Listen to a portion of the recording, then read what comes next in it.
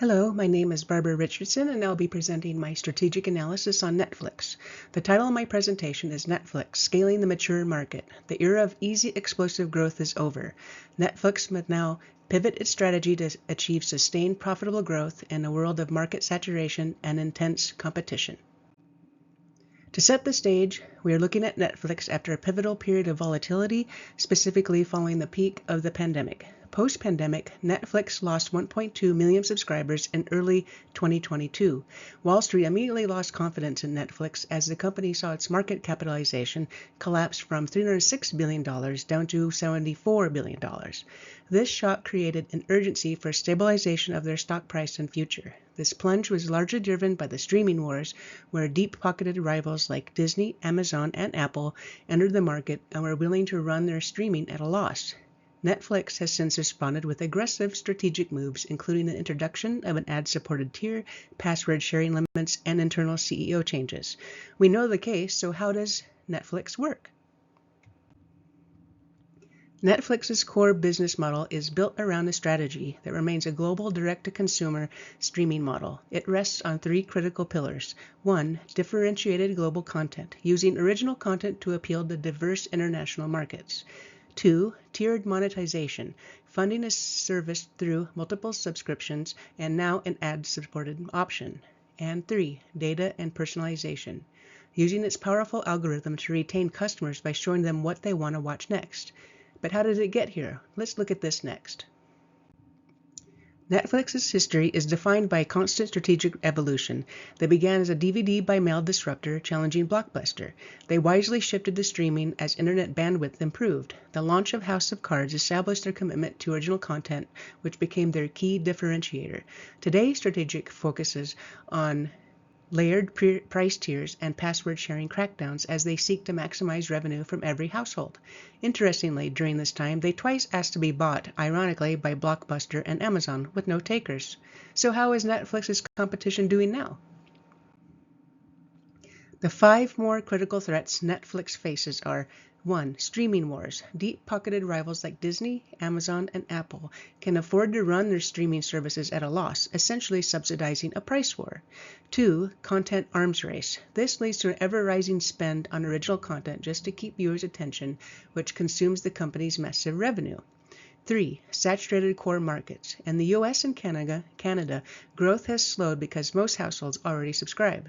4. High churn, low switching costs. Viewers can easily rotate among services in a subscribe, binge, cancel pattern. 5. Global economics. International markets where most future growth lies have tough economics due to lower average prices and weaker broadband infrastructure. How does Netflix's strategy rate? We'll look at the AMC framework followed by an EERC grid matrix. Applying Chen's AMC framework highlights the strategic tension for Netflix. Their awareness is high. Netflix publicly acknowledges the streaming wars and tracks key metrics like churn and content performance. They clearly see the threats. Their motivation is very high. The 2022 stock collapse and subscriber losses created a dire urgency to restore growth and margins. Their aggressive moves like the ad tier and password crackdown prove their willingness to change.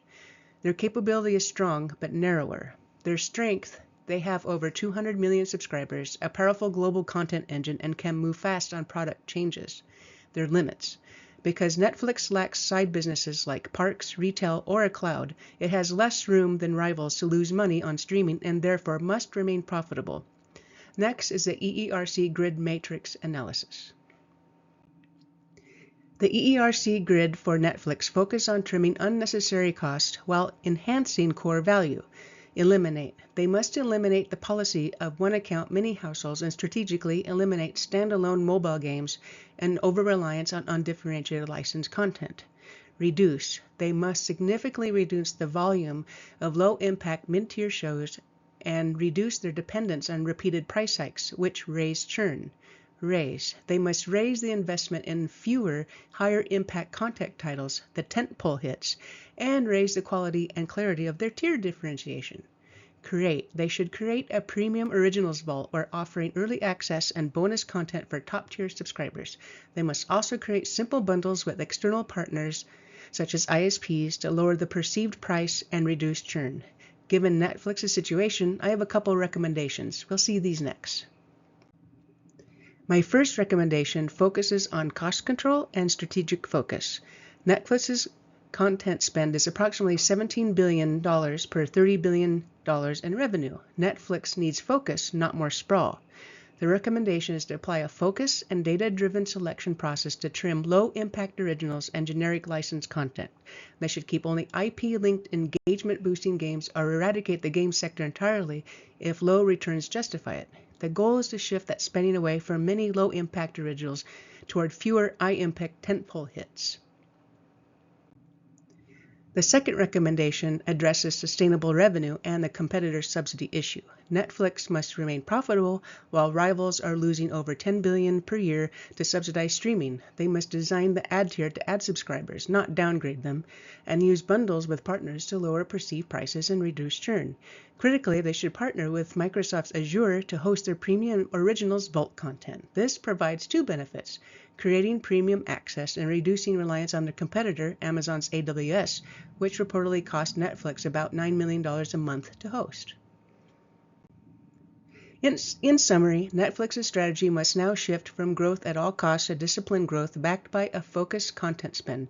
Research found that both Disney and Paramount suffered a similar market cap slump during the same time frame as Netflix. Combined with losing money on streaming, this may discourage Netflix's rivals' further investment.